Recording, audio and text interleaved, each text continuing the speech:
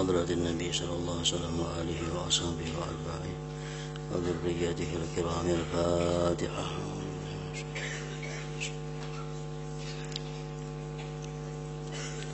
إياك نعبد وإياك نستعين اهدنا الصراط المستقيم.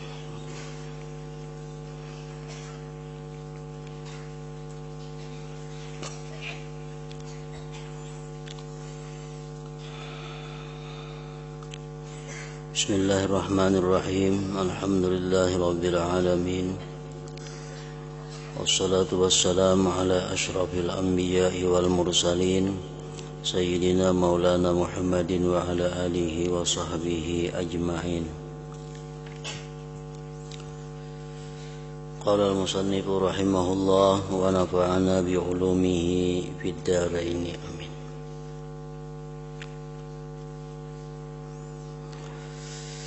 Kedua, cara meninggalkan sifat riya.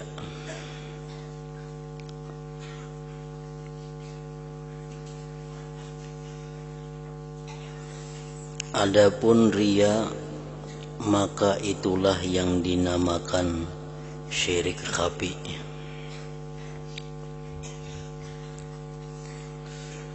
Syirik yang tersembunyi artinya, atau bisa juga disebut dengan asyirkul asghar, syirik yang kecil.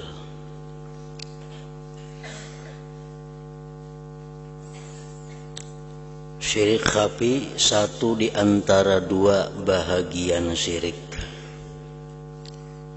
Syirik besar, syirik jali, syirik yang nampak, itu orang yang menyembah selain Allah.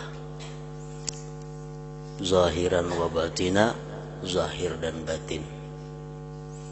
Zahir dan batinnya itu menyembah selain Allah, itu ngarannya adalah syirik yang besar, syirik yang nampak.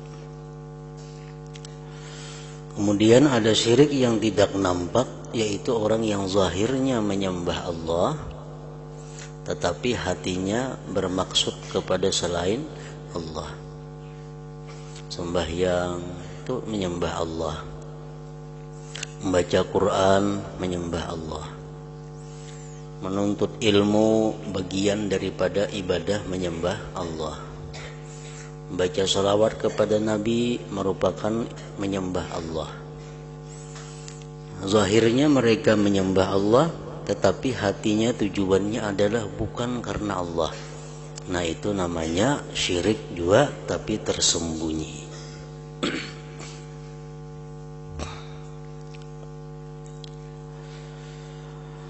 Dan yang dimaksudkan dengan riya, apa artinya riya itu? Ialah bahwa engkau mencari sebarang penghargaan di hati manusia, sehingga dengan itu engkau dapat mencapai kepangkatan dan kebesaran.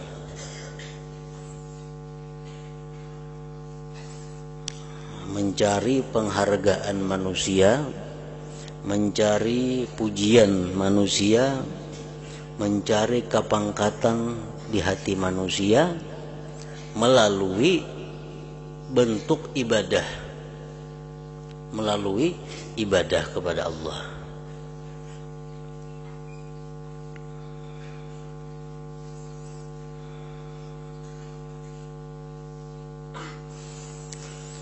Manakala cinta kepada pangkat dan kedudukan pula termasuk dalam istilah hawa muttaba. Artinya hawa nafsu yang diperturutkan.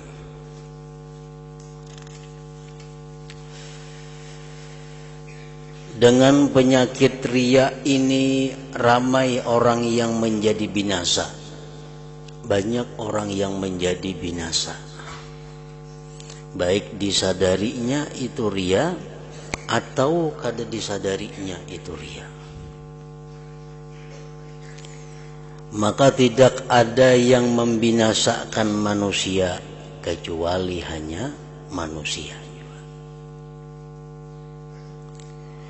seandainya manusia mau memikirkan hakikat perbuatan mereka, tentu mereka tahu bahwa kebanyakan ilmu yang mereka tuntut, apakah lagi adat yang mereka laksanakan, tidak lain adalah berpuncak dari dorongan untuk menunjuk-nunjuk kepada orang lain.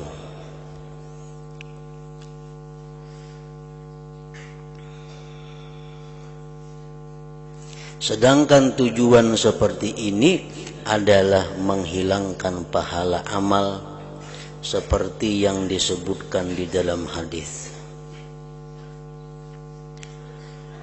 Inna syahida yu'maru bihi yaumal qiyamah ilan nar. Fayaqulu ya Rabbi ustushhidtu fi sabilik. Fayaqulullahu ta'ala bal aratta ayyuqala fulanun suja' wa qad qila dhalik wa dhalika ajruka.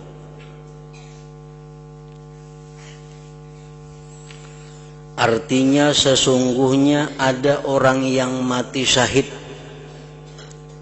dalam perang sabilillah,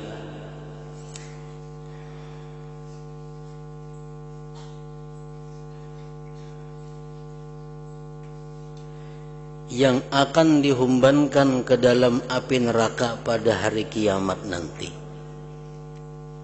Orang yang berjuang sabilillah mati dibunuh orang kafir dalam peperangan, disuruh masuk ke dalam neraka. Lalu ia merasa heran dan mengadukan halnya kepada Allah sambil berkata, wahai Tuhanku, bukankah aku telah mati syahid dalam membela agamamu? Kenapa disuruh ke neraka?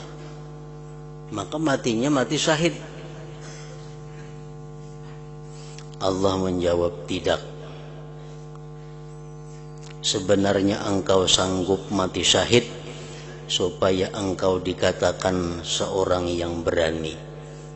Ikam berperang itu bukan karena aku ya Tuhan, tapi ikam berperang itu tujuannya supaya engkau dikatakan orang sebagai orang yang jagau, orang yang berani, sebagai pahlawan.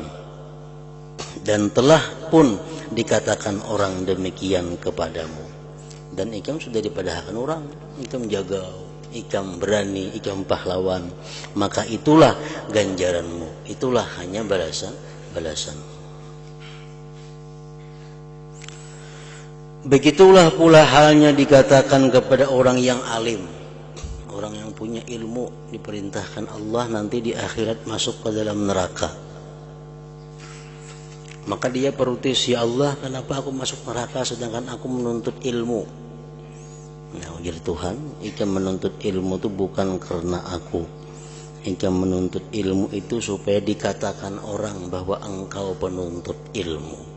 Dan itu sudah engkau dapatkan dalam dunia. Orang sudah mengatakan engkau adalah penuntut ilmu, maka itulah balasannya. Haji dan qari yang riya pada amalan mereka. Orang naik haji, sudah haji, maka Allah menyatakan al-hajjul mabrur laisa lahu jaza illal jannah.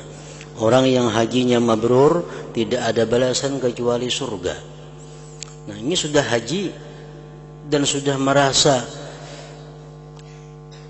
mengerjakan haji dengan benar, tahu-tahu di akhirat disuruh masuk ke dalam neraka.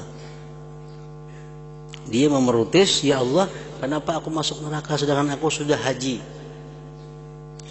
Allah mengatakan bahwa haji kamu itu bukan karena aku. Engkau naik haji itu semata-mata agar dikatakan orang engkau adalah haji, dan itu sudah engkau dapatkan di dalam dunia, maka itulah balasannya.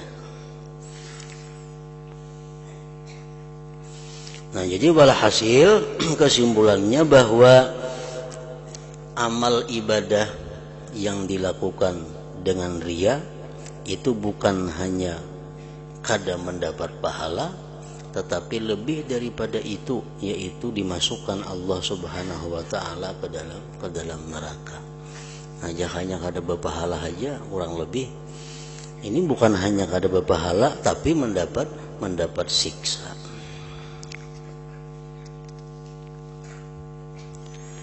Ketiga, cara meninggalkan sifat ujub.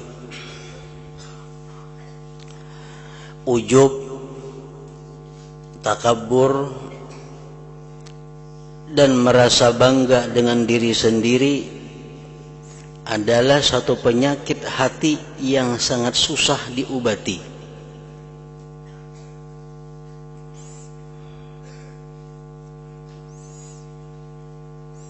Apalagi orang yang mempunyai salah satu di antara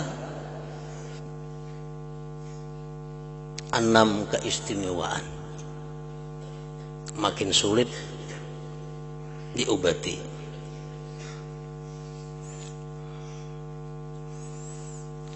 Ujub, takabur, dan merasa bangga dengan diri sendiri adalah suatu penyakit hati yang sangat susah diobati. Apalagi ini mempunyai ada salah satu di antara 6 sifat yang bisa dijadikan modal untuk kebanggaan dirinya, seperti mempunyai ilmu, mempunyai harta, mempunyai kekuatan, mempunyai keelokan, mempunyai keturunan yang baik, mempunyai banyak pengikut. Nah, itu satu sifat-sifat yang mudah membawa seseorang kepada kesombongan dan membanggakan diri.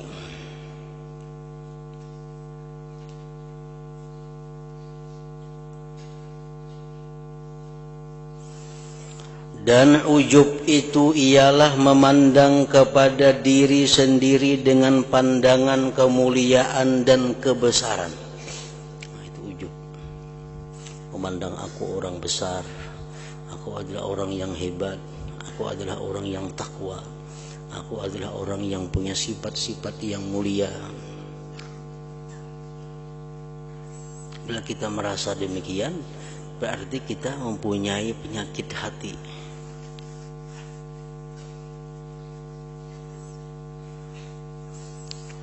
Dan memandang terhadap orang lain dengan pandangan penghinaan. Dan alamat yang nampak pada lidah orang yang ujub itu ialah ia selalu mengatakan aku begini-begini. Itu alamat yang nampak pada lidah orang yang ujub itu ialah ia selalu mengatakan aku begini-begini. Aku mempunyai kelebihan ini. Aku mempunyai itu dan macam-macam kemuliaan-kemuliaan dalam dirinya disebutkannya. Seperti perkataan iblis kepada Allah ketika ia tidak mau sujud kepada Nabi Adam alaihissalam, ana khairum minhu khalaqtani min nar wa khalaqtahu min tin. Maksudnya, aku lebih baik daripadanya Adam karena engkau menjadikan aku daripada api dan engkau menjadikannya daripada tanah. Iblis merasa dirinya lebih baik daripada Adam.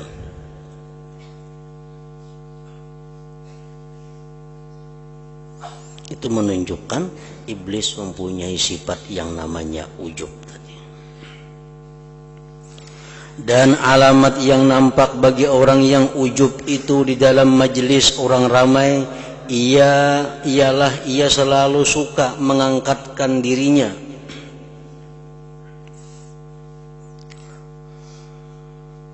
dan menganggapnya lebih berkebolehan daripada orang lain. Dan ia suka menunjukkan diri di dalam perbincangan dan tidak senang kalau ada orang lain menolak pendapatnya. Alamat tanda orang yang ujub. Dan orang yang takabur tidak senang apabila ia diberi nasihat. diberi nasihat, diberi saran, hanya kada senang. Dan mengkasarkan bahasa kalau ia memberi nasihat kepada orang lain. Kalau ia memberi nasihat kepada orang lain kasar, dinasihati orang kada mau. Maka siapa yang menganggap dirinya lebih baik daripada orang lain, maka orang itu bersifat takabur, siapapun orang lain itu.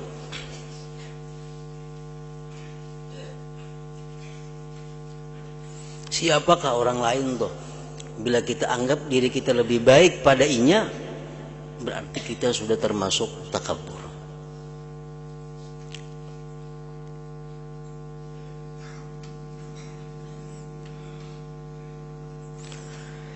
Dan sebaiknya hendaklah engkau mengetahui bahwa orang yang sebenarnya baik itu ialah orang yang baik di sisi Allah.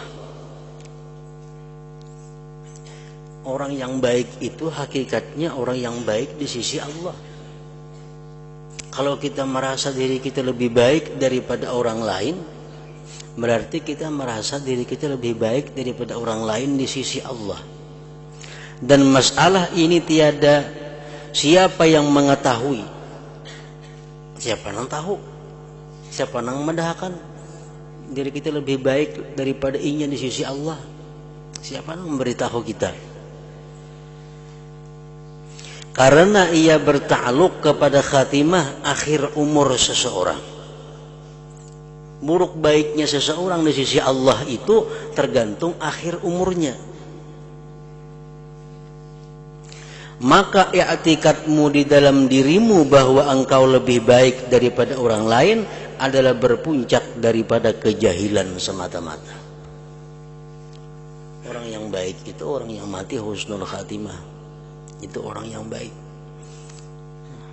Sedangkan kita belum tahu mati kita apakah husnul khatimah atau kada.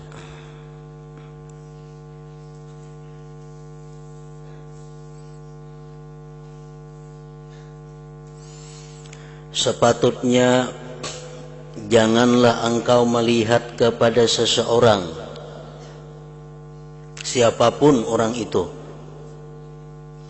kecuali engkau melihat bahwa ia adalah lebih baik di sisi Allah daripada engkau.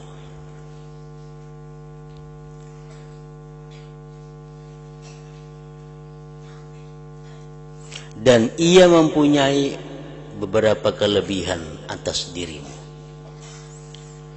Jadi di hadapan siapapun, bakawan siapapun, kita disuruh mengiktikadkan bahwa orang lain itu lebih baik daripada kita dengan mempunyai beberapa kelebihan yang tidak ada pada diri kita.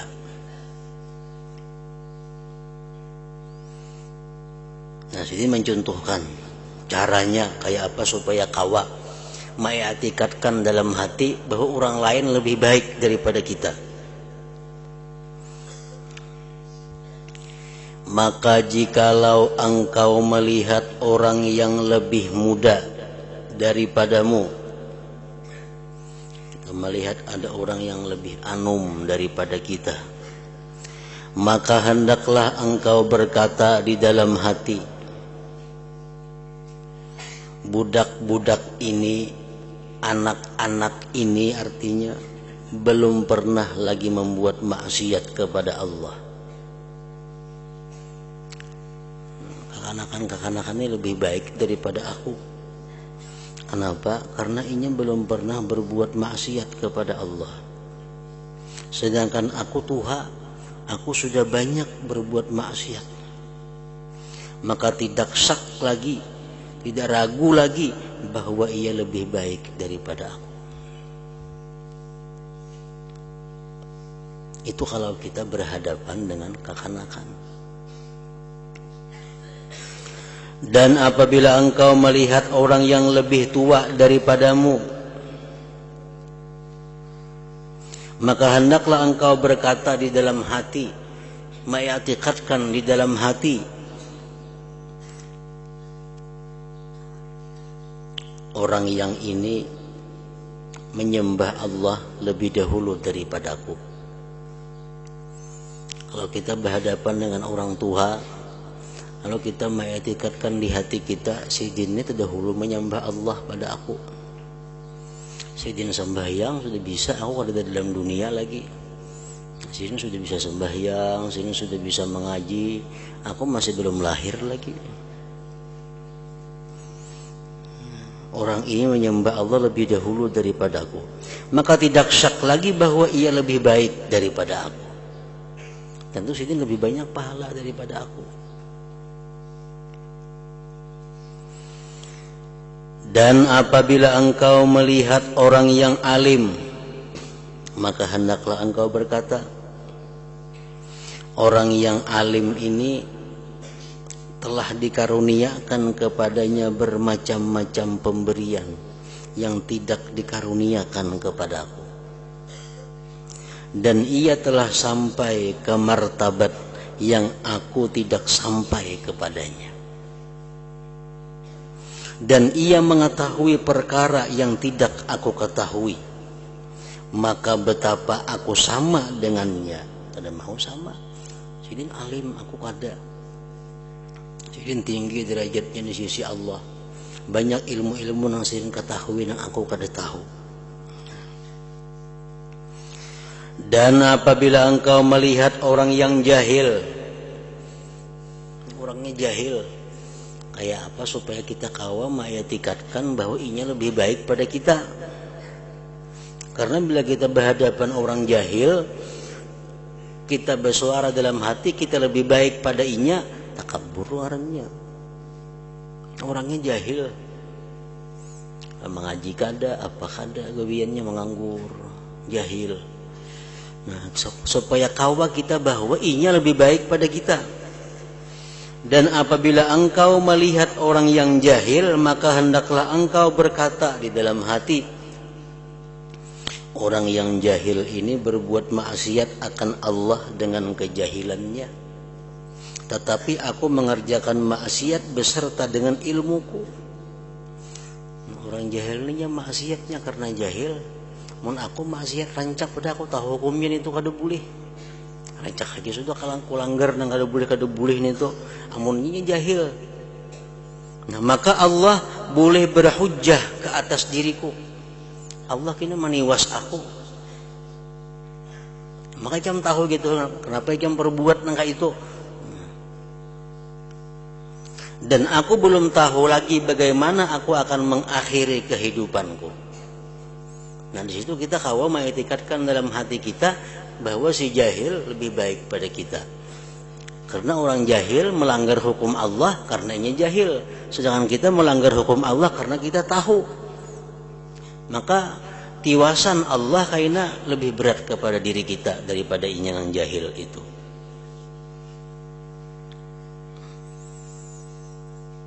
Dan apabila engkau melihat orang yang kafir, orang itu jelas-jelas kafir, kayak apa cara supaya kita bisa mengetikatkan di hati inya lebih baik pada aku, makanya kafir. Mun kita lawan orang kafir, kita dalam hati bersuara baik aku pada inya, sombong kita ngarannya. Apalagi lawan orang Islam, lawan orang kafir aja kita beranggapan bahwa kita lebih baik pada inya, sudah sombong. Kenapa sebabnya kayak itu? Nah, dan apabila engkau melihat orang yang kafir, maka hendaklah engkau berkata di dalam hati kita,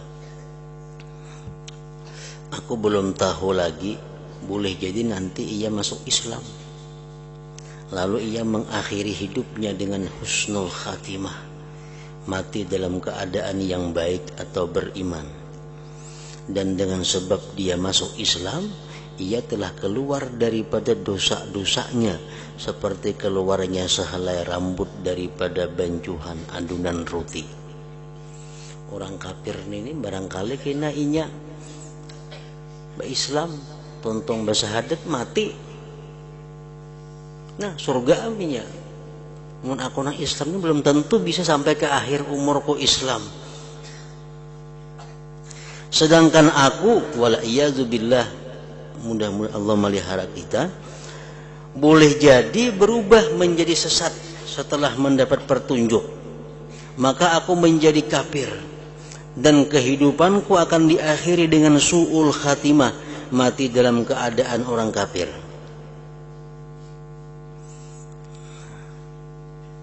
Maka orang kafir ini pada hari kiamat nanti akan dikumpulkan bersama orang-orang yang muqarrabin, sedangkan aku akan disiksa di dalam api neraka. Nauzubillah min dzalik.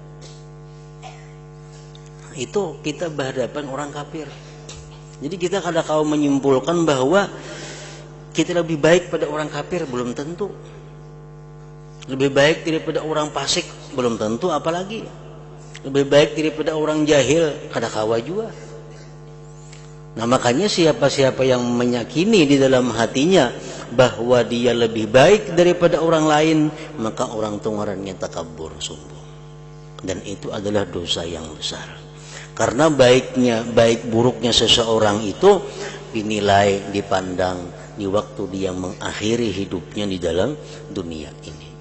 Orang kafir yang selama ini membenci Islam, menghancurkan Islam, siapa tahu barangkali mengucap 2 kalimat syahadatnya mati, dosanya habis, di akhirat dia bersama orang-orang muqarrabin. Seorang yang sudah sekian lawas Islam, di akhir umur tahu-tahu sesat. Nah, maka dia akan disiksa di dalam api neraka. Maka sifat takabur tidak akan keluar daripada hatimu kecuali bila engkau mengetahui bahwasanya orang yang sebenarnya mulia itu ialah orang yang mulia di sisi Allah.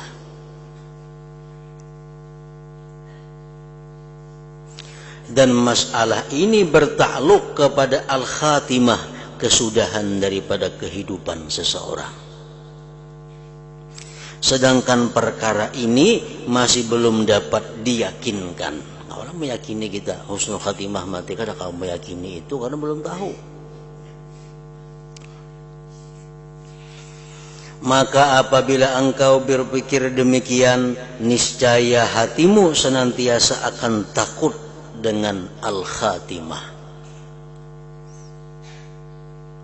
sehingga engkau tidak berani membesarkan diri, dan engkau terpaksa banyak membuat andaian terhadap orang lain. Walaupun sekarang ini engkau yakin dan beriman kepada Allah, namun keadaan ini tidak menghalangi kemungkinannya berlakunya perubahan-perubahan pada pendirianmu pada satu masa yang akan datang. Bujur wah ini kita Islam, bujur aja wah ini kita beriman, bujur aja wah ini kita rajin beribadah. Cuma siapa yang engkau menjamin itu kada berubah besok hari? Kada kau menjaminnya. Siapa yang kau menjamin bahwa kita minggu akan datang masih beriman? Kada kau menjamin. Apa yang kita kerjakan esok hari itu termasuk di dalam ilmu gaib yang hanya diketahui oleh Allah Subhanahu wa Ta'ala. Kada akan bisa seorang pun memastikan esok apa yang kita kerjakan, apakah dosa, apakah pahala, apakah masih beriman atau kada tahu. Termasuk di khamsin la ya'lamuhunna illallah, termasuk dalam 5 yang hanya diketahui oleh Allah. Jam hari kiamat siapa yang tahu? Ada yang tahunya, kapan terjadi itu hanya Allah yang tahu. Nang dalam rahim ibu siapa yang tahu? Inyan itu beruntung kah kena celaka kah? Kada yang tahunya. Hujan, esok di mana hujan? Yang pastinya kada kawan tahunya.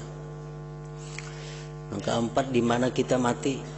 Kada nang tahunya. Di rumah kah? Di Banjar kah? Di mana kada tahu. Termasuk yang kita kada tahu apa yang kita kerjakan esok hari. Madza taksibu gada? Apa yang kau kerjakan besok hari? Masih beriman kah esok? Masih takwa kah kepada Allah? Apa terubah kayak apa? Nah, kada kawa tahu. Nah, oleh karena itu kadang-kala kita membesarkan diri karena kita kada tahu.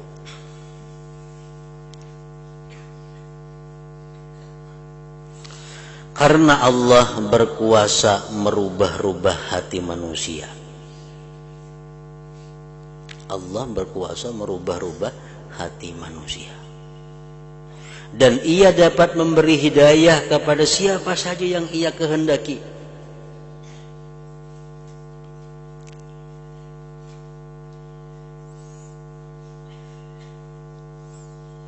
Dan ia berkuasa pula menyesatkan siapa saja yang dikehendakinya.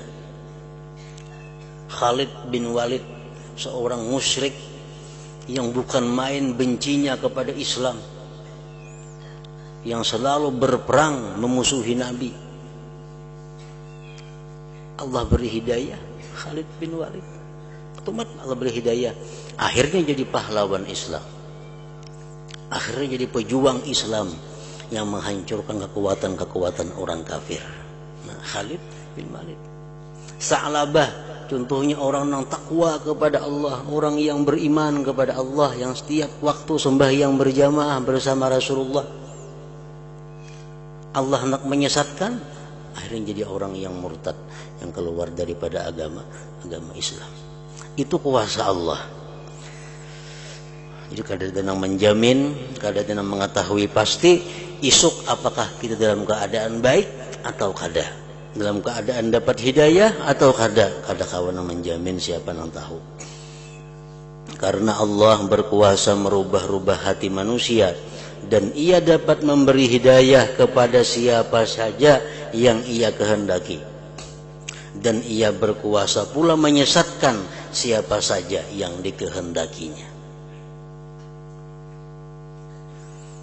Anak Nabi Nuh siapa? Kan'an. Tuhuk Nabi Nuh membujuki supaya Kan'an masuk Islam. Berbagai macam cara Nabi Nuh dibujuki, dipaksa, digaratak, tetap Kan'an kada berislam. Padahal anak Nabi Nuh.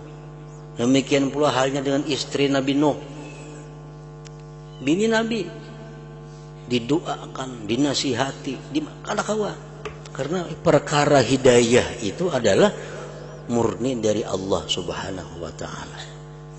Jar Tuhan, innaka lan tahdi man ahbabta.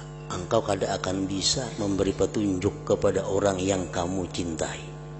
Orang yang kamu sayangi supaya berislam, supaya takwa, kada bisa. Itu urusannya urusan Allah. Innaka lan tahdi man ahbabta. Engkau kada akan bisa memberi petunjuk orang yang kau cintai.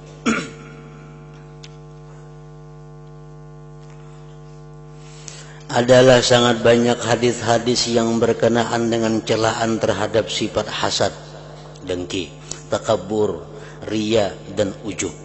Tetapi rasanya cukup bagimu sebuah hadis yang telah menghimpunkan segala maksud yang berkenaan dengan sifat-sifat tersebut, di mana Imam Abdullah Ibnul Mubarak rahimahullah ta'ala telah meriwayatkan di dalam kitab Zuhdi dengan sanad beliau daripada seorang lelaki, yaitu Khalid bin Ma'dan, yang pernah berkata kepada Mu'adz, wahai Mu'adz, ceritakanlah kepadaku sebuah hadis yang pernah engkau dengar daripada Rasulullah sallallahu alaihi wasallam. Berkata rawi hadis tersebut, Khalid bin Ma'dan.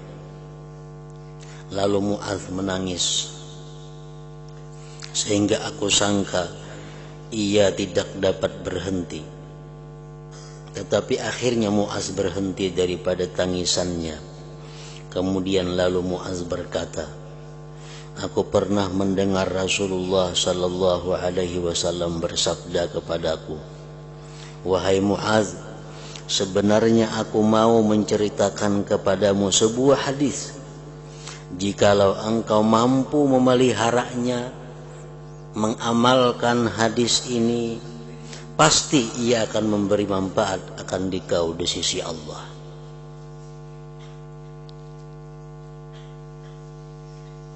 Tetapi jika engkau mensia-siakannya, tidak memeliharanya, kadang mengamalkan dengan hadis ini, maka akan terputuslah hujjahmu di hadapan Tuhan pada hari kiamat nanti. Nah, ini hadisnya sangat panjang. Nah, di situ dulu, wahai Mu'adz, ujar Nabi.